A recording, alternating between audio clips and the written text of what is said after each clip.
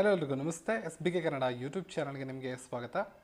ಇವತ್ತಿನ ಈ ವಿಡಿಯೋದಿಂದ ನಾವು 6ನೇ ತರಗತಿಯಿಂದ 12ನೇ ತರಗತಿವರೆಗೆ ಮುಂದೆ ಬರುವಂತಹ ಎಲ್ಲ ಸ್ಪರ್ಧಾತ್ಮಕ ಪರೀಕ್ಷೆಗಳಿಗೆ ಅಂದರೆ ಈಗ ಎಕ್ಸಾಮಿನೇಷನ್ಸ್ಗಳಲ್ಲಿ ಟೆಕ್ನಿಕಲ್ ಕ್ವಶನ್ಸ್, ಡೆಪ್ತ್ ನಾಲೆಡ್ಜ್ ಮೇಲೆ ಕ್ವಶನ್ಸ್ ಕೇಳ್ತಾ ಇದ್ದಾರೆ.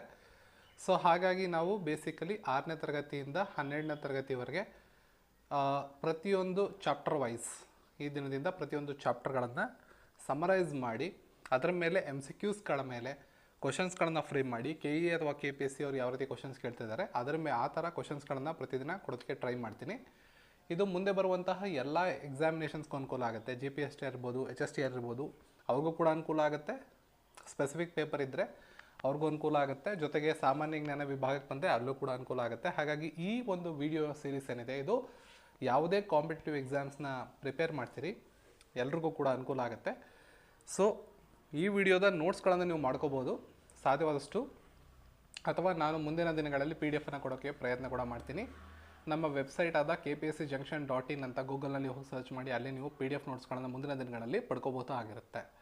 ಸದ್ಯಕ್ಕೆ ಸಾಧ್ಯವಾದಷ್ಟು ಒಂದು ನೋಟ್ಬುಕ್ಕನ್ನು ಇಟ್ಕೊಂಡು ನೋಟ್ಸ್ಗಳನ್ನು ಮಾಡ್ಕೊಳ್ಳೋಕೆ ಟ್ರೈ ಮಾಡಿ, ಅಥವಾ ಯಾವ ಚಾಪ್ಟರ್ ಮೇಲೆ ನಾನು ವೀಡಿಯೋನ ಮಾಡ್ತಿದ್ದೀನೋ ಆ ಚಾಪ್ಟರ್ನ ಮೊದಲು ಒಂದು ಸಲ ಓದ್ಕೊಳ್ಳಿ. ಓದ್ಕೊಂಡಾದಮೇಲೆ ಈ ವಿಡಿಯೋನ ನೋಡಿ ನಂತರ ನೀವು MCQsನ ಅಟೆಂಡ್ ಮಾಡಿದ್ರೆ ನೀವು ಓದ್ಕೊಂಡಿರುವಂಥ ಪ್ರಶ್ನೆಗಳನ್ನು ಇಲ್ಲಿ ನೋಡಿಕೊಂಡು ರಿವಿಷನ್ಸ್ ಕೂಡ ಮಾಡ್ಕೋಬಹುದಾಗಿರುತ್ತೆ. ತುಂಬ ಇಂಪಾರ್ಟೆಂಟ್ ಆಗಿರೋ ಸೀರೀಸ್ ಇದು. ಸೊ ವಿಡಿಯೋವನ್ನು ಎಲ್ಲೂ ಸ್ಕಿಪ್ ಮಾಡದೆ ಪೂರ್ತಿಯಾಗಿ ನೋಡಿದ್ರೆ ಮತ್ತೊಂದು ಸಲ ಟೆಕ್ಸ್ಟ್ ಬುಕ್ಕನ್ನು ಓದುವಂಥ ಅವಶ್ಯಕತೆ ನಿಮಗೆ ಇರೋದಿಲ್ಲ. ಸೊ ಇವತ್ತು ನಾನು ತಗೊಂಡ್ಕೊಂಡಿರೋ ಟಾಪಿಕ್ಕು 6ನೇ ತರಗತಿ ಪಾರ್ಟ್ 2 ಅಲ್ಲಿ ಅಧ್ಯಾಯ 12 ಬರುತ್ತೆ. ಉತ್ತರ ಭಾರತದ ಪ್ರಾಚೀನ ರಾಜಮನೆತನಗಳು ಅನ್ನೋ ಒಂದು ಚಾಪ್ಟರ್ ಮೇಲೆ ಈ ಒಂದು MCQsಗಳನ್ನು ಫ್ರೇಮ್ ಮಾಡಿದ್ದೀನಿ. ಸೊ ಇದನ್ನು ನೀವು ನೋಡ್ಕೊತಾ ಹೋಗ್ಬೋದಾಗಿರುತ್ತೆ. ಆನ್ಸರ್ಸ್ ಕೂಡ ಮಾಡ್ಬೋದು. ನಿಧಾನಕ್ಕೆ ಕ್ವಶನ್ಸ್ಗಳನ್ನು ನೋಡ್ಕೊಳ್ಳಿ ಹಾಗೂ ಆನ್ಸರ್ಸ್ಗಳನ್ನು ಮಾಡೋದಕ್ಕೆ ಪ್ರಯತ್ನ ಕೂಡ ಮಾಡ್ಬೋದಾಗಿರುತ್ತೆ. ಹಾಗಾಗಿ ವಿಡಿಯೋವನ್ನು ಕೊನೆವರೆಗೂ ನೋಡ್ತಾ ಇರಿ. ಹಾಗೆ ಹೈಪ್ ಮಾಡೋದನ್ನು ಮರಿಬೇಡಿ. ಜೊತೆಗೆ ವಿಡಿಯೋನ ಲೈಕ್ ಮಾಡಿ ಹಾಗೂ ನಿಮ್ಮ ಸ್ನೇಹಿತರ ಜೊತೆ ದಯವಿಟ್ಟು ಶೇರ್ ಮಾಡಿ. ಸೊ ಮೊದಲನೇ ಪ್ರಶ್ನೆ, ಭಾಗಗಳಾಗಿ ಡಿವೈಡ್ ಮಾಡ್ಕೊಂಡಿದ್ದೀನಿ ಸೆಕ್ಷನ್ಗಳನ್ನು. ನಾನು ಯಾವುದೇ ಭಾಗವನ್ನು ಕೂಡ ಇಲ್ಲಿ ಬಿಟ್ಟಿಲ್ಲ. ಸೊ ದಟ್ ಪಾರ್ಟ್ ವೈಸ್ ಓದಿದ್ರು ಕೂಡ, ಅಂದರೆ ಒಂದು ಪಾಠ ಅಂದಾಗ 4-5 ಪುಟಗಳಿರ್ತವೆ, ಅದರಲ್ಲಿ ಸೆಕ್ಷನ್ಗಳನ್ನು ಮಾಡ್ಕೊಂಡಿದ್ದೀನಿ. ಆ ಸೆಕ್ಷನ್ಗಳ ಮೇಲೆ ಕ್ವಶನ್ಸ್ಗಳನ್ನು ಫ್ರೇಮ್ ಮಾಡೋದಕ್ಕೆ ಟ್ರೈ ಮಾಡಿದ್ದೀನಿ. ಹಾಗಾಗಿ ನಿಮಗೆ ಪ್ರತಿಯೊಂದು ಸೆಕ್ಷನ್ ಕೂಡ ಬಿಟ್ಟಿರೋ ಯಾವುದೇ ಒಂದು ಸೆಕ್ಷನ್ ಕೂಡ ಬಿಟ್ಟಿರಬಾರ್ದು, ಹಾಗೂ ಪ್ರತಿಯೊಂದು ಸೆಕ್ಷನಿಂದ ಕ್ವಶನ್ಸ್ಗಳನ್ನು ಕವರ್ ಮಾಡಿರಬೇಕು. ರಿವಿಷನ್ ಪರ್ಪಸ್ ಕೂಡ ಇದು ತುಂಬ ಅನುಕೂಲ ಆಗುತ್ತೆ. ಚಂದ್ರಗುಪ್ತ ಮೌರ್ಯರು ಮತ್ತು ಕೌಟಿಲ್ಯ ಅನ್ನೋದು ಮೊದಲನೇ ಭಾಗ. ಅವರ ಕುರಿತಂತೆ ಕೆಳಗಿನ ಹೇಳಿಕೆಗಳನ್ನು ನೀವು ಪರಿಗಣಿಸಬಹುದಾಗಿರುತ್ತದೆ. ಚಂದ್ರಗುಪ್ತ ಮೌರ್ಯನು ತಕ್ಷಶಿಲೆಯಲ್ಲಿ ವಿಷ್ಣುಗುಪ್ತನ ಬಳಿ ಶಿಕ್ಷಣವನ್ನು ಪಡೆದನು. ಇದು ಮೊದಲನೇ ಹೇಳಿಕೆ. ಕೌಟಿಲ್ಯನು ಅರ್ಥಶಾಸ್ತ್ರದ ಕೃತಿಯನ್ನು ರಚನೆ ಮಾಡಿದ್ದಾನೆ. ಇದು ಎರಡನೇ ಹೇಳಿಕೆ. ಚಂದ್ರಗುಪ್ತನು ಸೆಲ್ಯೂಕಸ್ ನಿಕೇಟರ್ನನ್ನು ಸೋಲಿಸಿ 500 ಆನೆಗಳನ್ನು ಪಡೆದನು. ಮೂರನೇ ಹೇಳಿಕೆ. ಇನ್ನು ಚಂದ್ರಗುಪ್ತನು ಜೀವನದ ಕೊನೆಯಲ್ಲಿ ಬೌದ್ಧ ಧರ್ಮವನ್ನು ಸ್ವೀಕರಿಸಿದರು. ಇದು 4ನೇ ಹೇಳಿಕೆ. ಈಗ ಚಂದ್ರಗುಪ್ತ ಮೌರ್ಯ ಹಾಗೂ ಕೌಟಿಲ್ಯ ಅವ್ರಿಗೆ ಸಂಬಂಧಪಟ್ಟಂಗೆ ಇಲ್ಲಿ ಸ್ಟೇಟ್ಮೆಂಟ್ಗಳನ್ನು ಫ್ರೇಮ್ ಮಾಡಲಾಗಿದೆ. ಆಲ್ರೆಡಿ ಈ ಪಾಠವನ್ನು ನೀವು ಓದಿದರೆ ನಿಮಗೆ ರಿವಿಷನ್ ಪರ್ಪಸ್ಗೆ ಇದು ಅನುಕೂಲ ಆಗುತ್ತೆ. ಓದಿಲ್ಲ ಅಂದರೆ ನಾಲೆಡ್ಜ್ ಪರ್ಪಸ್ ಇವಾಗ ಈ ಸ್ಟೇಟ್ಮೆಂಟ್ಸ್ಗಳನ್ನು ನೋಡಿ ನೀವು ಗೆಸ್ ಮಾಡ್ಬೋದು. ಜೊತೆಗೆ ಎಕ್ಸ್ಪ್ಲನೇಷನ್ ಪಾರ್ಟ್ ಬಂದಾಗ ನೀವು ತೆಗೆದುಕೊಂಡಂಥ ಆಯ್ಕೆ ಯಾಕೆ ತಪ್ಪು ಅಥವಾ ಯಾಕೆ ಸರಿ ಅಂತ ತಿಳ್ಕೊಬಹುದಾಗಿರುತ್ತೆ. ಸರಿಯಾದ ಹೇಳಿಕೆಗಳಿದೆ. ಸಂಕೇತಗಳನ್ನು ನೋಡಿಕೊಂಡು ಉತ್ತರ ಕೊಡೋದಕ್ಕೆ ಟ್ರೈ ಮಾಡ್ಬೋದು. 1 ಮತ್ತು 2 ಮಾತ್ರ, 1, 2, 3 ಮಾತ್ರ, 2, 3, 4 ಮಾತ್ರ, ಮತ್ತು ಮೇಲಿನ ಎಲ್ಲವೂ ಸರಿಯಾಗಿವೆ. ವಿಡಿಯೋವನ್ನು ಪಾಸ್ ಮಾಡಿ ಸ್ಟೇಟ್ಮೆಂಟ್ಸ್ಗಳನ್ನು ಓದ್ಕೊಳ್ಳಿ ಹಾಗೂ ಉತ್ತರವನ್ನು ಕೊಡೋದಕ್ಕೆ ಟ್ರೈ ಮಾಡಿ. ಸೊ ಈ ಪ್ರಶ್ನೆಗೆ ಸರಿಯಾದ ಉತ್ತರ ಆಪ್ಷನ್ 1 ಮತ್ತು 2 ಮಾತ್ರ. ಮೊದಲ ಮತ್ತು ಎರಡನೇ ಹೇಳಿಕೆಗಳು ಮಾತ್ರ ಸರಿ ಇರ್ತವೆ. ಏಕೆ ಮೊದಲನೇ ಮತ್ತು ಎರಡನೇ ಹೇಳಿಕೆ ಮಾತ್ರ ಸರಿ ಇವೆ ಅಂತ ನೋಡೋಣ ಇವಾಗ. ಚಂದ್ರಗುಪ್ತನು ತಕ್ಷಶಿಲೆಯಲ್ಲಿ ವಿಷ್ಣುಗುಪ್ತ ಇವರ ಬಳಿ ಶಿಕ್ಷಣವನ್ನು ಪಡೆದಿರುತ್ತಾರೆ. ಹಾಗಾಗಿ ಮೊದಲನೇ ಹೇಳಿಕೆ ಏನಿದೆ ಅದು ಸರಿ ಇದೆ. ಎರಡನೇ ಹೇಳಿಕೆ, ಕೌಟಿಲ್ಯನು ಅರ್ಥಶಾಸ್ತ್ರ ಕೃತಿಯನ್ನು ರಚನೆ ಮಾಡಿದ್ದಾರೆ. ಈ ಎರಡು ಹೇಳಿಕೆಗಳು ಯಾವುದೇ ತೊಂದರೆ ಇಲ್ಲದೆ ಸ್ಟೇಟ್ಮೆಂಟ್ ವೈಸ್ ಮತ್ತು ಫ್ಯಾಕ್ಟ್ ವೈಸ್ ಸರಿಯಾಗಿರ್ತವೆ. ಮೂರನೇ ಹೇಳಿಕೆ ಏನಿದೆ, ಚಂದ್ರಗುಪ್ತನು ಸೆಲ್ಯೂಕಸನ್ನು ಸೋಲಿಸಿದ್ದಾರೆ, ಆದರೆ 500 ಆನೆಗಳನ್ನು ಪಡೆದಿಲ್ಲ. ಇಲ್ಲಿ ಸ್ಟೇಟ್ಮೆಂಟಲ್ಲಿ ಏನು ಮಾಡಿದ್ದಾರೆ, ಸೋಲಿಸಿದರು ಅಂತ ಕೊಟ್ಟಿದ್ದಾರೆ, 500 ಆನೆಗಳನ್ನು ಪಡೆದಿದ್ದಾರೆ ಅಂತ ಕೊಟ್ಟಿದ್ದಾರೆ. ಹಾಗಾಗಿ ಈ ಸ್ಟೇಟ್ಮೆಂಟ್ ತಪ್ಪಾಗುತ್ತೆ. ಇನ್ನು ಚಂದ್ರಗುಪ್ತರು ಜೀವನದ ಕೊನೆಯಲ್ಲಿ ಜೈನ ಧರ್ಮವನ್ನು ಸ್ವೀಕಾರ ಮಾಡಿದರು. ಇವು ಟ್ರಿಕ್ಕಿ ಪಾಯಿಂಟ್ ಇರ್ತವೆ. ಈ ಟಿಪ್ಸ್ಗಳನ್ನು ನೀವು ಫಾಲೋ ಮಾಡಬೇಕು. ಯಾವುದಾದ್ರೂ ರಾಜಮನೆತನ ಅಥವಾ ರಾಜರು ಯಾವುದಾದ್ರೂ ಒಂದು ಧರ್ಮವನ್ನು ಫಾಲೋ ಮಾಡಿದ್ದಾರೆ ಅಂತ ಹೇಳಿದಾಗ ಆ ಫ್ಯಾಕ್ಟ್ಗಳ ಬಗ್ಗೆ ಸ್ಪಷ್ಟತೆ ಇರಬೇಕಾಗತ್ತೆ. ಇಂಥ ವಿಷಯಗಳನ್ನ ಇಟ್ಕೊಂಡು ಮುಂದೆ ಬರುವಂತಹ ಎಕ್ಸಾಮಿನೇಷನ್ಗಳಲ್ಲಿ ಟ್ರ್ಯಾಪ್ ಮಾಡೋದಕ್ಕೆ ಟ್ರೈ ಮಾಡ್ತಾರೆ. ಆ ಪಾಯಿಂಟ್ಸ್ಗಳ ಮೂಲಕ ನಿಮ್ಮ ಅಂಕಗಳನ್ನು ಕಡಿತಗೊಳಿಸೋದಕ್ಕೆ ಪ್ರಯತ್ನವನ್ನು ಪಡ್ತಾರೆ. ಸೊ ಇಲ್ಲಿ ಮೇಲ್ಗಡೆ ಸ್ಟೇಟ್ಮೆಂಟಲ್ಲಿ ಬೌದ್ಧ ಧರ್ಮ ಅಂತ ಕೊಟ್ಟಿದ್ರು, ಆದರೆ ಇವರು ತಮ್ಮ ಜೀವನದ ಕೊನೆಗಾಲದಲ್ಲಿ ಸ್ವೀಕರಿಸಿದ್ದು ಜೈನ ಧರ್ಮ ಆಗಿತ್ತು. ಹಾಗಾಗಿ ಮೊದಲ 2 ಹೇಳಿಕೆಗಳು ಮಾತ್ರ ಸರಿ ಇತ್ತು. ಈ 3ನೇ ಮತ್ತು 4ನೇ ಹೇಳಿಕೆ ತಪ್ಪಿತ್ತು. ಪ್ರಶ್ನೆಯಲ್ಲಿ ಸರಿಯಾದ ಹೇಳಿಕೆಗಳನ್ನು ಗುರುತಿಸಿ ಅಂತ ಹೇಳಿರೋದ್ರಿಂದ ಮೊದಲು ಮತ್ತು 2ನೇ ಹೇಳಿಕೆಗಳು ಮಾತ್ರ ಸರಿಯಿತ್ತು. ಈಗ 2ನೇ ಪ್ರಶ್ನೆಗೆ ಬರೋಣ. ಮೆಗಸ್ತನಿಸ್ ಸೆಲ್ಯೂಕಸ್ ನಿಕೇಟನ ರಾಯಭಾರಿಯಾಗಿದ್ದನು. ಮೆಗಸ್ತನಿಸ್ ಇಂಡಿಕಾ ಕೃತಿಯನ್ನು ರಚಿಸಿದನು. ಮೆಗಸ್ತನಿಸ್ ಚಂದ್ರಗುಪ್ತ ಮೌರ್ಯನ ಆಸ್ಥಾನಕ್ಕೆ ಭೇಟಿ ನೀಡಿದನು. ಇಂಡಿಕಾ ಕೃತಿ ಸಂಸ್ಕೃತ ಭಾಷೆಯಲ್ಲಿದೆ. ಈಗ ಮತ್ತೆ ನೋಡಿ, 4 ಸ್ಟೇಟ್ಮೆಂಟ್ಸ್ ಇದೆ ನಿಮ್ಮ ಹತ್ರ. ಫ್ಯಾಕ್ಟ್ಸ್ಗಳು ಆಗಿರ್ಬೋದು, ಆಗಿಲ್ಲದೆ ಇರ್ಬೋದು, ಮ್ಯಾನಿಪುಲೇಟೆಡ್ ಫ್ಯಾಕ್ಟ್ಸ್ ಕೂಡ ಆಗಿರ್ಬೋದು ಸ್ಟೇಟ್ಮೆಂಟ್ಸ್ಗಳಲ್ಲಿ. ಸೊ ದ್ಯಾಟ್ ನೀವು ಕನ್ಫ್ಯೂಸ್ ಆಗಲಿ ಅಂತ ಹೇಳಿ ಕೆಲವು ಫ್ಯಾಕ್ಟ್ಸ್ಗಳನ್ನ ಮ್ಯಾನಿಪುಲೇಟ್ ಮಾಡಿರ್ತಾರೆ. ನಿಮಗೆ ಫ್ಯಾಕ್ಟ್ಸ್ ಆಲ್ರೆಡಿ ಗೊತ್ತಿದ್ರೆ, ಚಾಪ್ಟರ್ನ ಓದಿದರೆ ಅಥವಾ ಈ ಇನ್ಫಾರ್ಮೇಷನ್ನ ಮೊದಲೇ ತಿಳ್ಕೊಂಡಿದ್ರೆ ಈ ಪ್ರಶ್ನೆಗೆ ಉತ್ತರವನ್ನು ಹೇಳ್ಬೋದಾಗಿರುತ್ತೆ. ಇದಕ್ಕೂ ಕೂಡ ಸಂಕೇತಗಳಿವೆ, ನೋಡ್ಕೋಬೋದು ಸಂಕೇತಗಳನ್ನು. ಪ್ರಶ್ನೆಗೆ ಸರಿಯಾದ ಉತ್ತರ ಮೊದಲ 3 ಹೇಳಿಕೆಗಳು ಸರಿ ಇದೆ. ಇಂಡಿಕಾ ಕೃತಿ ಸಂಸ್ಕೃತ ಭಾಷೆಯಲ್ಲಿದೆ ಅಂತಿದೆಯಲ್ಲ, ಅದು ತಪ್ಪು. ಅದು ಗ್ರೀಕ್ ಭಾಷೆಯಲ್ಲಿ ಕಂಡುಬರುತ್ತೆ. ನೋಡಿ, ಈ ಥರ ಟ್ರ್ಯಾಪ್ಗಳನ್ನು ಮಾಡ್ತಾರೆ. ಕೆಲವೊಮ್ಮೆ 4 ಸ್ಟೇಟ್ಮೆಂಟ್ಗಳನ್ನು ಸರಿಯಾಗಿ ಕೊಟ್ಬಿಟ್ಟಿರ್ತಾರೆ. ಕೆಲವೊಮ್ಮೆ ಯಾವುದಾದ್ರೂ ಒಂದು ಸ್ಟೇಟ್ಮೆಂಟನ್ನು ತಪ್ಪು ಮಾಡಿ ನಿಮ್ಮನ್ನ ಟ್ರ್ಯಾಪ್ ಮಾಡೋಕ್ಕೆ ಟ್ರೈ ಮಾಡ್ತಾರೆ. ಸೊ ಮೊದಲ 3 ಹೇಳಿಕೆಗಳು ಮೇಲೇನಿವೆ ಅವು 3 ಕೂಡ ಸರಿ. ಇಂಡಿಕಾ ಕೃತಿ ಅನ್ನೋದು ಸಂಸ್ಕೃತ ಭಾಷೆಯಲ್ಲಿದೆ ಅಂತ ಕೊಟ್ಬಿಟ್ಟಿದ್ದಾರೆ. ಅದು ಸಂಸ್ಕೃತ ಭಾಷೆಯಲ್ಲಿಲ್ಲ, ಗ್ರೀಕ್ ಭಾಷೆಯಲ್ಲಿದೆ. ನೆಕ್ಸ್ಟ್, ಚಂದ್ರಗುಪ್ತ ಮೌರ್ಯನು ಸೆಲ್ಯೂಕಸ್ ನಿಕೇಟರ್ನೊಂದಿಗೆ ಒಪ್ಪಂದದ ಪ್ರಕಾರ ಯಾವ ಪ್ರದೇಶವನ್ನು ಪಡೆದುಕೊಂಡನು? ಅಫ್ಘಾನಿಸ್ತಾನ, ಬಲೂಚಿಸ್ತಾನ, ಸಿಂಧ್ನ ಪಶ್ಚಿಮ ಭಾಗ, ಪಂಜಾಬ್. ಸೊ ಚಂದ್ರಗುಪ್ತ ಮೌರ್ಯ ಅವರು ಸೆಲ್ಯೂಕಸ್ ನಿಕೇಟರ್ನೊಂದಿಗೆ ಒಂದು ಒಪ್ಪಂದವನ್ನು ಮಾಡ್ಕೋತಾರೆ. ಒಪ್ಪಂದವನ್ನು ಮಾಡಿಕೊಂಡಂಥ ಸಂದರ್ಭದಲ್ಲಿ ಕೆಲವು ಪ್ರದೇಶಗಳನ್ನು ಪಡೆದುಕೊಳ್ತಾರೆ. ಆ ಪ್ರದೇಶಗಳು ಯಾವುದು ಅಂತ ಇಲ್ಲಿ ಪ್ರಶ್ನೆ. ನೆಕ್ಸ್ಟ್, ಇಲ್ಲಿ ಕೊಟ್ಟಿರುವಂಥ ಆಪ್ಷನ್ಸ್ಗಳನ್ನು ನೋಡ್ಕೋಬೋದು ನೀವು. ಆಪ್ಷನ್ಸ್ಗಳನ್ನು ನೋಡಿಕೊಂಡು ಆನ್ಸರನ್ನು ಮಾಡ್ಬೋದು. ಈ ಪ್ರಶ್ನೆಗೆ ಸರಿಯಾದ ಉತ್ತರ 1, 2, 3. ಮೊದಲ 3 ಹೇಳಿಕೆಗಳು ಸರಿ. ಚಂದ್ರಗುಪ್ತನು ಸೆಲ್ಯೂಕಸ್ನೊಂದಿಗೆ ಮಾಡಿಕೊಂಡ ಒಪ್ಪಂದದ ಪ್ರಕಾರ ಆಫ್ಘಾನಿಸ್ತಾನ, ಬಲೂಚಿಸ್ತಾನ, ಸಿಂಧ್ನ ಪಶ್ಚಿಮ ಭಾಗಗಳನ್ನು ಪಡೆದುಕೊಂಡಿರ್ತಾನೆ. ಈ ಒಪ್ಪಂದದಲ್ಲಿ ಪಂಜಾಬ್ ಇರೋದಿಲ್ಲ. ಓಕೆ, ಈಗ ನೆಕ್ಸ್ಟ್ ಬರೋಣ. ಅಶೋಕ ಮತ್ತು ಕಳಿಂಗ ಯುದ್ಧ ಸಂಬಂಧಪಟ್ಟಂತೆ ಕ್ವಶನ್ಸು. ಇದು ಅದೇ ಚಾಪ್ಟರಲ್ಲಿ ಭಾಗಗಳನ್ನು ಮಾಡಿಕೊಂಡು ನಿಮಗೆ ಡಿಸ್ಕಸ್ ಮಾಡ್ತಾ ಇದ್ದೀನಿ. ಸೊ ದಟ್ ನಿಮಗೆ ಕನ್ಫ್ಯೂಷನ್ ಆಗಬಾರ್ದು. ಒಂದು ಪ್ಯಾರಾಗ್ರಾಫಿಂದ ಮತ್ತೊಂದು ಪ್ಯಾರಾಗ್ರಾಫಲ್ಲಿ ಕನ್ಫ್ಯೂಷನ್ಸ್ ಆಗಬಾರ್ದು ಅಂತ ಹೇಳಿ ಈ ಥರ ಡಿವೈಡ್ ಮಾಡಿದ್ದೀನಿ ಇಲ್ಲಿ ಅಷ್ಟೇ. ಪ್ರಶ್ನೆ ಸಂಖ್ಯೆ 4, ಕೆಳಗಿನ ಹೇಳಿಕೆಗಳನ್ನು ಪರಿಗಣಿಸಿ ಸರಿಯಾದ ಹೇಳಿಕೆ ಅಥವಾ ಹೇಳಿಕೆಗಳನ್ನು ಗುರುತಿಸಿ. ಅಶೋಕ ಅವರು ಬಿಂದುಸಾರನ ನಂತರ ಅಧಿಕಾರಕ್ಕೆ ಬಂದರು. ಕಳಿಂಗ ಯುದ್ಧದ ನಂತರ ಅಶೋಕರು ಹಿಂಸೆಯನ್ನು ತ್ಯಜಿಸಿದರು. ಅಶೋಕರು ಬೌದ್ಧ ಧರ್ಮವನ್ನು ಸ್ವೀಕರಿಸಿದರು. ಅಶೋಕರು ಪ್ರಜೆಗಳೆಲ್ಲರೂ ನನ್ನ ಮಕ್ಕಳು ಎಂಬ ತತ್ವವನ್ನು ಅನುಸರಿಸಿದರು. ಈ ಮೇಲಿನ ಹೇಳಿಕೆಗಳಲ್ಲಿ ಸರಿಯಾದ ಹೇಳಿಕೆ ಅಥವಾ ಹೇಳಿಕೆಗಳನ್ನು ಆಯ್ಕೆ ಮಾಡಿ. ಸಂಕೇತಗಳನ್ನು ನೋಡ್ಕೋಬೋದು. ಸರಿಯಾದಂಥ ಉತ್ತರ 4 ಹೇಳಿಕೆಗಳು ಕೂಡ ಸರಿವೆ. ಸೊ ಕೆಲವೊಮ್ಮೆ 4 ಸ್ಟೇಟ್ಮೆಂಟ್ಸ್ಗಳನ್ನ ಕೂಡ ಕರೆಕ್ಟಾಗಿ ಕೊಟ್ಟಿರ್ತಾರೆ. ಕೆಲವೊಮ್ಮೆ 3 ಸ್ಟೇಟ್ಮೆಂಟ್ಸ್ ಕರೆಕ್ಟಾಗಿ ಕೊಟ್ಟಿರ್ತಾರೆ. ಕೆಲವೊಮ್ಮೆ 2 ಸ್ಟೇಟ್ಮೆಂಟ್ಸ್ನ ಕರೆಕ್ಟಾಗಿ ಕೊಟ್ಟಿರ್ತಾರೆ. ನಿಮ್ಮ ಇನ್ಫಾರ್ಮೇಷನ್ ಪ್ರಾಪರ್ ಆಗಿದ್ದರೆ, ಕರೆಕ್ಟ್ ಇದ್ದರೆ ಯಾವುದೇ ಸಂದೇಹಗಳಿಲ್ಲದೆ ಉತ್ತರವನ್ನು ಕೊಡ್ಬೋದಾಗಿರುತ್ತೆ. ಪ್ರಶ್ನೆ ಸಂಖ್ಯೆ 5ಕ್ಕೆ ಹೋಗೋಣ. ಈಗ ಕಳಿಂಗ ಯುದ್ಧದ ಪರಿಣಾಮಗಳ ಕುರಿತು ಕೆಳಗಿನ ಯಾವ ಹೇಳಿಕೆ ಸರಿಯಾಗಿವೆ? ಈ ಯುದ್ಧದಲ್ಲಿ ಸಾವಿರಾರು ಜನರು ಪ್ರಾಣ ಕಳೆದುಕೊಂಡರು. 1 ಲಕ್ಷಕ್ಕೂ ಅಧಿಕ ಜನ ಗಾಯಗೊಂಡರು. ಸುಮಾರು 1.5 ಲಕ್ಷ ಶತ್ರು ಸೈನಿಕರು ಬಂಧಿತರಾದರು. ಅಶೋಕರು ಯುದ್ಧವನ್ನು ಮುಂದುವರಿಸಲು ನಿರ್ಧರಿಸಿದರು. ಇವು 4 ಸ್ಟೇಟ್ಮೆಂಟ್ಸ್ ಇದೆ ಕಳಿಂಗ ಯುದ್ಧಕ್ಕೆ ಸಂಬಂಧಪಟ್ಟಂಗೆ. ಇದಕ್ಕೆ ವಿಡಿಯೋನ ಪಾಸ್ ಮಾಡಿ ಆನ್ಸರ್ ಕೊಡೋದಕ್ಕೆ ಟ್ರೈ ಮಾಡಿ. ಇದಕ್ಕೆ ಸರಿಯಾದ ಉತ್ತರ ಮೊದಲ 3 ಸರಿ. ಕಳಿಂಗ ಯುದ್ಧದಲ್ಲಿ ಸಾವಿರಾರು ಜನ ಮೃತಪಡ್ತಾರೆ, 1 ಲಕ್ಷ ಜನ ಗಾಯಗೊಳ್ತಾರೆ, 1.5 ಲಕ್ಷಕ್ಕೂ ಹೆಚ್ಚು ಜನ ಶತ್ರು ಸೈನಿಕರನ್ನು ಬಂಧಿಸಲಾಗುತ್ತೆ. ಆದರೆ ಯುದ್ಧ ಆದಮೇಲೆ ಅಶೋಕ ಅವರು ಯುದ್ಧವನ್ನು ಮುಂದುವರಿಸೋದಿಲ್ಲ ಅನ್ನೋ ನಿರ್ಧಾರವನ್ನು ಕೈಗೊಳ್ತಾರೆ. ಯಾವುದೇ ಕಾರಣಕ್ಕೂ ಯುದ್ಧ ಮುಂದುವರಿಲಿಲ್ಲ. ಹಾಗಾಗಿ 4ನೇ ಸ್ಟೇಟ್ಮೆಂಟ್ ತಪ್ಪು, ಮೊದಲ 3 ಸ್ಟೇಟ್ಮೆಂಟ್ಗಳು ಸರಿ. ಮುಂದಿನ ಪ್ರಶ್ನೆ, ಕೆಳಗಿನ ಯಾವ ಹೇಳಿಕೆಗಳು ಅಥವಾ ಹೇಳಿಕೆ ಅಶೋಕರ ಕುರಿತು ಅಶೋಕ ಅವರ ಧರ್ಮ ಪ್ರಚಾರದ ಬಗ್ಗೆ ಸರಿಯಾಗಿವೆ? ಅಶೋಕರು ಪಾಟಲಿಪುತ್ರದಲ್ಲಿ 3ನೇ ಬೌದ್ಧ ಸಮ್ಮೇಳನವನ್ನು ನಡೆಸಿದರು. ಇವರು ಬೌದ್ಧ ಸ್ತೂಪಗಳನ್ನು ನಿರ್ಮಿಸಿದರು. ಇವರು ರಾಯಭಾರಿಗಳನ್ನು ದೇಶ ವಿದೇಶಗಳಿಗೆ ಕಳುಹಿಸಿದರು. ಇವರಿಗೆ ಜನರಿಗೆ ಹಿಂಸೆ, ಕೋಪ ಮತ್ತು ಮತ್ಸರಗಳನ್ನು ಬೆಳೆಸಿಕೊಳ್ಳುವಂತೆ ತಿಳಿಸಿದರು. ಸೊ ಅಶೋಕ ಅವರ ಕುರಿತಾಗೆ ಅವರ ಧರ್ಮ ಪ್ರಚಾರದ ಕುರಿತಂತೆ 4 ಸ್ಟೇಟ್ಮೆಂಟ್ಸ್ ಇವೆ. ಉತ್ತರ ಕೊಡೋದಕ್ಕೆ ಟ್ರೈ ಮಾಡ್ಬೋದು. ಈ ಪ್ರಶ್ನೆಗೆ ಸರಿಯಾದ ಉತ್ತರ ಮೊದಲ 3 ಹೇಳಿಕೆಗಳು ಸರಿ.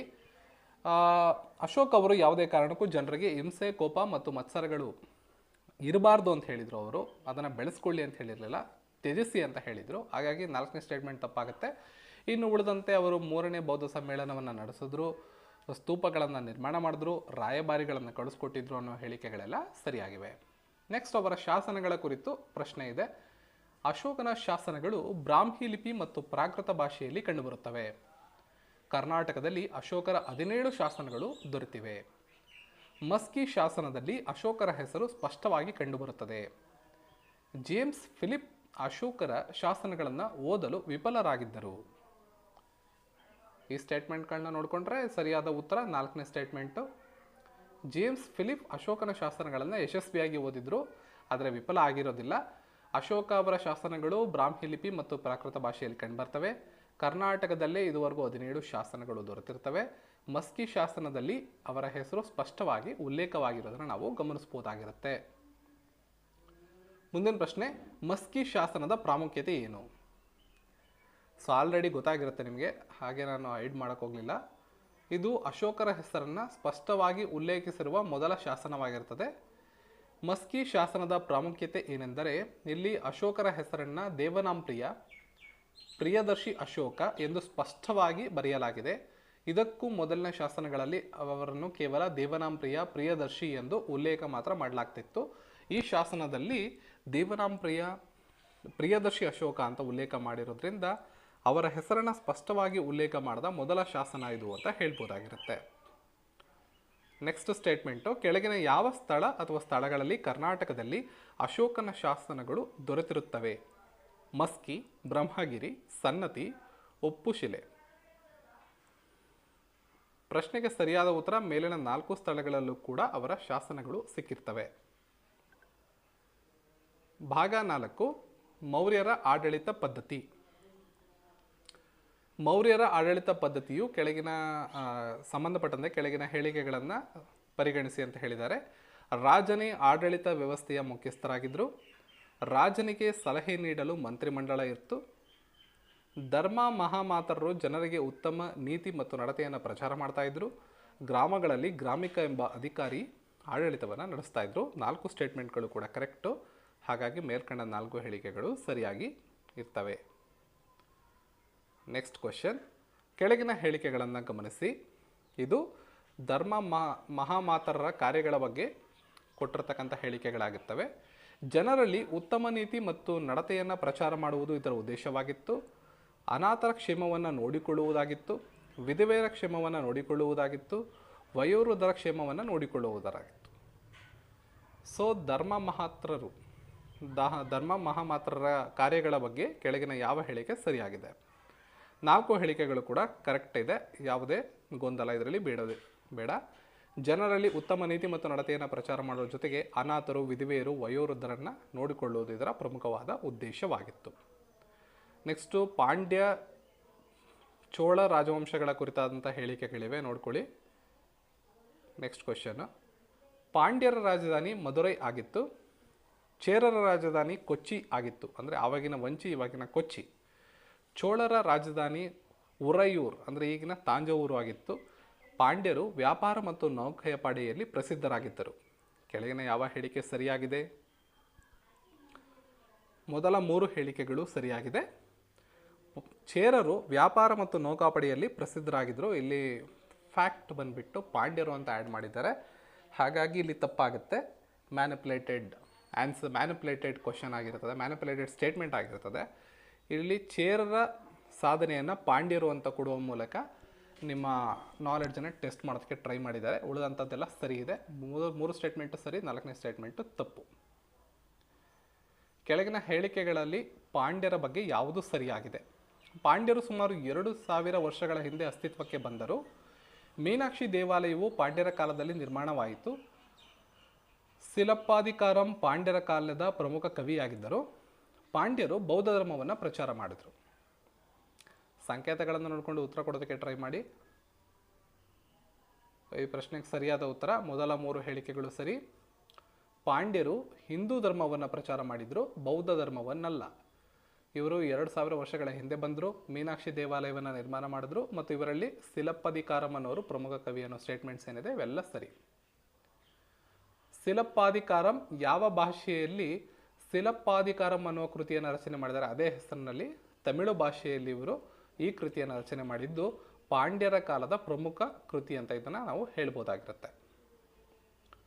ನೆಕ್ಸ್ಟು, ಚಂದ್ರಗುಪ್ತ ಮೌರ್ಯನು ಜೀವನದ ಕೊನೆಯಲ್ಲಿ ಯಾವ ಧರ್ಮವನ್ನು ಸ್ವೀಕರಿಸಿದರು ಮತ್ತು ದೇಹ ತ್ಯಾಗವನ್ನು ಮಾಡಿದ್ರು ಅಂತ ಕೇಳಿದರೆ ಜೈನ ಧರ್ಮವನ್ನು ಸ್ವೀಕಾರ ಮಾಡಿದ್ರು ಮತ್ತು ಶ್ರವಣ ಬೆಳಗೊಳದಲ್ಲಿ ಇವರು ದೇಹ ತ್ಯಾಗವನ್ನು ಮಾಡ್ತಾರೆ.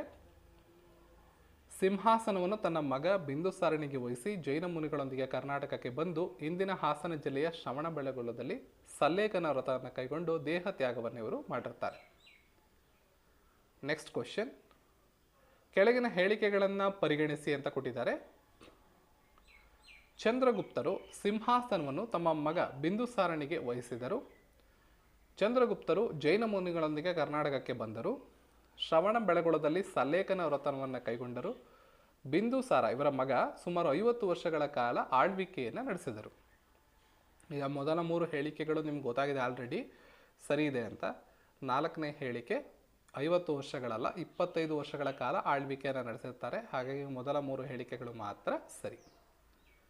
ನೆಕ್ಸ್ಟ್ ಕ್ವಶನ್ನು ಹೊಂದಿಸಿ ಬರೆಯಿರಿ ಫಾರ್ಮ್ಯಾಟಲ್ಲಿದೆ.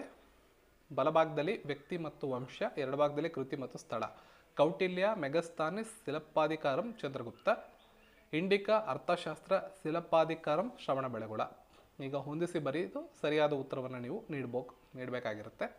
ಇದಕ್ಕೆ ಸರಿಯಾದ ಉತ್ತರ ಆಪ್ಷನ್ 1 ಕೌಟಿಲ್ಯ ಅವ್ರದ್ದು ಅರ್ಥಶಾಸ್ತ್ರ, ಮೆಗಸ್ತಾನಿಸ್ತು ಇಂಡಿಕಾ, ಸಿಲಪ್ಪಾದಿಕಾರಂ, ಚಂದ್ರಗುಪ್ತ ಮೌರ್ಯ ಶ್ರವಣ ಬೆಳಗೊಳ ದೇಹತ್ಯಾಗದ ಸ್ಥಳ ಅಥವಾ ಸಲ್ಲೇಖನ ವ್ರತವನ್ನು ಕೈಗೊಂಡಂತಹ ಸ್ಥಳವಾಗಿದೆ. ನೆಕ್ಸ್ಟ್ ಮತ್ತೊಂದು ಸ್ಟೇಟ್ಮೆಂಟ್ ಇದೆ. ಮೌರ್ಯರ ಆಡಳಿತ ಪದ್ಧತಿಯ ಮುಂದೆ ಬಂದ ಅನೇಕ ರಾಜವಂಶಗಳ ಮೇಲೆ ಪ್ರಭಾವ ಬೀರಿತು.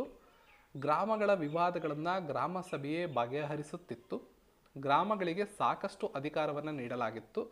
ಗ್ರಾಮಿಕ ಅಧಿಕಾರಿ ಹಿರಿಯರ ಸಹಾಯದಿಂದ ಆಡಳಿತ ನಡೆಸುತ್ತಿದ್ದರು. 4 ಸ್ಟೇಟ್ಮೆಂಟ್ಗಳನ್ನ ನೋಡ್ಕೊಳ್ಳಿ. ಸರಿಯಾದ ಉತ್ತರ ಮೇಲಿನ 4 ಕೂಡ ಸರಿ ಇದೆ. 19ನೇ ಪ್ರಶ್ನೆ ಬರೋಣ. ಕೆಳಗಿನ ಹೇಳಿಕೆಗಳಲ್ಲಿ ಯಾವುದು ತಪ್ಪಾಗಿವೆ ಅಂತ ಕೇಳಿದ್ದಾರೆ. ಸೊ ಇದನ್ನು ಕೂಡ ಗಮನಿಸಬೇಕು. ಕ್ವಶನ್ನ ಓದಬೇಕಾದ್ರೆ ಕಂಟಿನ್ಯೂಸ್ ಆಗಿ ಸರಿಯಾಗಿದೆ ಅಂತ ಹೇಳಿ ಎಕ್ಸಾಮಿನೇಷನ್ಸಲ್ಲಿ ಕೆಲವೊಮ್ಮೆ ನಾವು ಸರಿಯಾಗಿರೋ ಉತ್ತರವನ್ನು ಆಯ್ಕೆ ಮಾಡಿಬಿಡ್ತೀವಿ. ಕ್ವಶನಲ್ಲಿ ಏನು ಕೇಳಿದ್ದಾರೆ ಅಂತ ನೋಡ್ಕೊಳ್ಳಿ. ನೋಡಿ, ಈ ಕೆಳಗಿನ ಹೇಳಿಕೆಗಳಲ್ಲಿ ಯಾವುದು ತಪ್ಪಾಗಿವೆ ಅಂತ ಕೇಳಿದ್ದಾರೆ. ಮೊದಲನೇದು, ಅಶೋಕನ ಶಾಸನಗಳು ಸಂಸ್ಕೃತ ಭಾಷೆಯಲ್ಲಿವೆ. ಮಸ್ಕಿ ಶಾಸನ ರಾಯಚೂರು ಜಿಲ್ಲೆಯಲ್ಲಿದೆ. ಜೇಮ್ಸ್ ಫಿಲಿಪ್ 180 ವರ್ಷಗಳ ಹಿಂದೆ ಅಶೋಕನ ಶಾಸನಗಳನ್ನು ಓದಿದರು. ಫಿರೋಜ್ ಶಾ ತುಘಲಕ್ ಅಶೋಕನ ಶಾಸನಗಳನ್ನು ಯಶಸ್ವಿಯಾಗಿ ಓದಿದ್ರು ಅಂತ. ಈಗ 4 ಸ್ಟೇಟ್ಮೆಂಟ್ ಇದೆ. ಇದರಲ್ಲಿ 1 ಅಥವಾ 2 ಸ್ಟೇಟ್ಮೆಂಟ್ಗಳು ತಪ್ಪಿರೋ ಸಾಧ್ಯತೆ ಇದೆ. ಯಾಕಂದರೆ ಆಯ್ಕೆಗಳಲ್ಲಿ ನೀವು ನೋಡಿದ್ರೆ 1 ಮತ್ತು 2, 1 ಮತ್ತು 4, 2 ಮತ್ತು 3, 3 ಮತ್ತು 4 ಅಂತಿದೆ. ಹಾಗಾಗಿ ಯಾವುದಾದ್ರು 2 ಸ್ಟೇಟ್ಮೆಂಟು ತಪ್ಪಿದೆ ಅಂತ ಇರಲಿ. ಇನ್ನು 2 ಸ್ಟೇಟ್ಮೆಂಟ್ ಸರಿ ಇರೋದನ್ನು ಗುರುತಿಸಿದ್ರು ಆಗುತ್ತೆ ಅಥವಾ ತಪ್ಪಿರೋದನ್ನು ಗುರುತಿಸಿದ್ರು ಆಗುತ್ತೆ. ಸೊ 1 ಮತ್ತು 4, ಯಾಕಂದರೆ ಅಶೋಕನ ಅವರ ಶಾಸನಗಳು ಪ್ರಾಕೃತ ಭಾಷೆಯಲ್ಲಿರ್ತವೆ, ಸಂಸ್ಕೃತ ಅಲ್ಲ. ಹಾಗಾಗಿ ಮೊದಲನೇ ಸ್ಟೇಟ್ಮೆಂಟ್ ತಪ್ಪು. 3ನೇ ಸ್ಟೇಟ್ಮೆಂಟ್ ನೋಡಿ, ಜೇಮ್ಸ್ ಫಿಲಿಪ್ ಸುಮಾರು 180 ವರ್ಷಗಳ ಹಿಂದೆ ಶಾಸನಗಳನ್ನು ಓದಿದ್ರು ಅಂದ್ರಲ್ಲ, ಅದು ಸರಿ. ಮಸ್ಕಿ ಶಾಸನ ರಾಯಚೂರು ಜಿಲ್ಲೆಯಲ್ಲಿದೆಯಲ್ಲ, ಅದು ಸರಿ. ಸೊ 2 ಮತ್ತು 3ನೇ ಸ್ಟೇಟ್ಮೆಂಟ್ ಸರಿ ಇದೆ. ಫಿರೋಜ್ ಶಾ ತುಘಲಕ್ ಅಶೋಕನ ಶಾಸನಗಳನ್ನು ಓದೋದಕ್ಕೆ ವಿಫಲರಾಗಿದ್ದರು, ಇಲ್ಲಿ ಯಶಸ್ವಿಯಾಗಿ ಓದಿದ್ರು ಅಂತಿದೆ. ಹಾಗಾಗಿ 4ನೇ ಸ್ಟೇಟ್ಮೆಂಟ್ ತಪ್ಪಾಗುತ್ತೆ. ಇಲ್ಲಿ ಕೇಳಿರೋದು ಸರಿಯಾಗಿರೋ ಸ್ಟೇಟ್ಮೆಂಟ್ಸ್ ಕೊಡಿ ಅಂತಲ್ಲ, ತಪ್ಪಾಗಿರೋ ಸ್ಟೇಟ್ಮೆಂಟ್ಸ್ ಕೊಡಿ ಅಂತ. ಹಾಗಾಗಿ 1 ಮತ್ತು 4 ತಪ್ಪಾಗಿವೆ. ಇನ್ನು ಕೊನೆ ಪ್ರಶ್ನೆ ನೋಡ್ಬಿಡೋಣ ಇವತ್ತು. ಕೆಳಗಿನ ಯಾವ ಹೇಳಿಕೆಗಳು ದಕ್ಷಿಣ ಭಾರತದ ರಾಜವಂಶಗಳ ಬಗ್ಗೆ ಸರಿಯಾಗಿವೆ? ಪಾಂಡ್ಯರು ತಮಿಳುನಾಡಿನಲ್ಲಿ ಆಳ್ವಿಕೆಯನ್ನು ನಡೆಸಿದರು. ಚೇರರು ಕೇರಳದಲ್ಲಿ ಆಳ್ವಿಕೆ ನಡೆಸಿದರು. ಚೋಳರು ತಾಂಜಾವೂರು ಪ್ರದೇಶದಲ್ಲಿ ಆಳ್ವಿಕೆ ನಡೆಸಿದರು.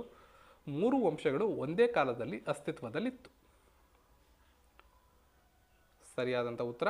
ಮೇಲಿನ 4 ಹೇಳಿಕೆಗಳು ಸರಿಯಾಗಿವೆ. ಪಾಂಡ್ಯರು ತಮಿಳುನಾಡಲ್ಲಿದ್ದರು, ಚೇರರು ಕೇರಳದಲ್ಲಿದ್ದರು, ಚೋಳರು ತಾಂಜಾವೂರಲ್ಲಿದ್ದರು. 3 ವಂಶಗಳು 2000 ವರ್ಷಗಳ ಹಿಂದೆ ಇದ್ದಿದ್ದು, ಜೊತೆಗೆ ಒಂದೇ ಕಾಲದಲ್ಲಿ ಅಸ್ತಿತ್ವದಲ್ಲಿ ಇದ್ದರು. ಇಷ್ಟು ಕ್ವಶನ್ಸ್ಗಳು ಸಾಧ್ಯವಾದಷ್ಟು ವಿಷಯಗಳನ್ನು ಸೇರ್ಪಡೆ ಮಾಡಿಕೊಂಡು ಕ್ವಶನ್ಸ್ ಫಾರ್ಮ್ಯಾಟಲ್ಲಿ ಕೊಟ್ಟಿದ್ದೀನಿ. ಇದನ್ನು ನೀವು ಡೀಟೇಲಾಗಿ ಓದ್ಬೋದು ಟೆಕ್ಸ್ಟ್ ಬುಕ್ಕಲ್ಲಿ. ಮೊದಲನೇದಾಗಿ ಟೆಕ್ಸ್ಟ್ ಬುಕ್ಕಲ್ಲಿ ಈ ಒಂದು ಚಾಪ್ಟರ್ನ ಪೂರ್ತಿ ಓದ್ಕೊಂಡು ಅದಾದಮೇಲೆ ಬಂದು ಇನ್ನೊಂದು ಸಲ ಈ ವಿಡಿಯೋದಲ್ಲಿರುವಂಥ ಕ್ವಶನ್ಸನ್ನು ಮತ್ತೆ ಅಟೆಂಡ್ ಮಾಡಿದ್ರೆ ನಿಮಗೆ ಕ್ಲಾರಿಟಿ ಸಿಗುತ್ತೆ ಕ್ವಶನ್ ಆನ್ಸರ್ಸ್ ಮೇಲೆ. ನಾನಿಲ್ಲಿ ತುಂಬ ಡಿಫಿಕಲ್ಟ್ ಮಾಡೋಕ್ಕೋಗಿಲ್ಲ ಆಪ್ಷನ್ಸ್ಗಳನ್ನು. ಸಾಮಾನ್ಯವಾಗಿ 1-2 ಸ್ಟೇಟ್ಮೆಂಟ್ಸ್ಗಳು, 3 ಸ್ಟೇಟ್ಮೆಂಟ್ಸ್ಗಳು ಸರಿಯಾಗಿರುವಂಥ ಫಾರ್ಮ್ಯಾಟಲ್ಲಿ ಇಲ್ಲಿ ಕೊಟ್ಟಿದ್ದೀನಿ. ಒಂದೇ ಒಂದು ಸ್ಟೇಟ್ಮೆಂಟ್ ರಾಂಗ್ ಇರೋ ಥರ ಮಾಡಿದ್ದೀನಿ. ಎಕ್ಸಾಮಿನೇಷನ್ಸಲ್ಲಿ ಈ ಥರ ಇರೋದಿಲ್ಲ. ಕೆಲವೊಮ್ಮೆ ಒಂದೇ ಸ್ಟೇಟ್ಮೆಂಟ್ ಸರಿ ಇರುತ್ತೆ, ಕೆಲವೊಮ್ಮೆ 2 ಸ್ಟೇಟ್ಮೆಂಟ್ ಸರಿ ಇರುತ್ತೆ. ಈ ಥರ ಕ್ವಶನ್ಸ್ಗಳನ್ನು ಕೊಡ್ತಾರೆ. ಇಲ್ಲಿ ಇನಿಷಿಯಲಿ ನಾನು ಇನ್ಫಾರ್ಮೇಷನ್ ಕೊಡೋ ದೃಷ್ಟಿಯಿಂದ ಸ್ವಲ್ಪ ಸ್ಟೇಟ್ಮೆಂಟ್ಸ್ಗಳನ್ನು ಈಸಿ ಇಟ್ಕೊಂಡಿದ್ದೀನಿ. ಸೊ ಇದು ಈ ಥರ ಸೀರೀಸ್ನ ನಡೆಸೋದ್ರಿಂದ ಮುಂದೆ ಬರುವಂತಹ ಯಾವುದೇ ಸ್ಪರ್ಧಾತ್ಮಕ ಪರೀಕ್ಷೆಗೆ ಒಂದು ಸಲ ಈ ವಿಡಿಯೋಗಳನ್ನು ನೋಡಿಕೊಂಡ್ರೆ ಮತ್ತೆ ಅದನ್ನು ಓದೋ ಅವಶ್ಯಕತೆ ಇರೋದಿಲ್ಲ. ಜೊತೆಗೆ ರಿವಿಷನ್ಸ್ ಮಾಡೋರಿಗೆ ತುಂಬ ಅನುಕೂಲ ಆಗುತ್ತೆ. ಈ ಸೀರೀಸ್ ಕಂಟಿನ್ಯೂ ಆಗಬೇಕು ಅಂತ ಹೇಳಿದ್ರೆ ನಿಮ್ಮ ಸಪೋರ್ಟ್ ತುಂಬ ಇಂಪಾರ್ಟೆಂಟ್ ಆಗಿರುತ್ತೆ. ವಿಡಿಯೋನ ಹೈಪ್ ಮಾಡೋ ಜೊತೆಗೆ ಲೈಕ್ ಮಾಡಿ ಹಾಗೂ ಶೇರ್ ಮಾಡಿ, ಚಾನಲ್ನ ಸಬ್ಸ್ಕ್ರೈಬ್ ಮಾಡ್ಕೊಳ್ಳಿ. ಸಿಗೋಣ ಮತ್ತೊಂದು ವಿಡಿಯೋ ಅಂತ. ಎಲ್ರಿಗೂ ಧನ್ಯವಾದಗಳು.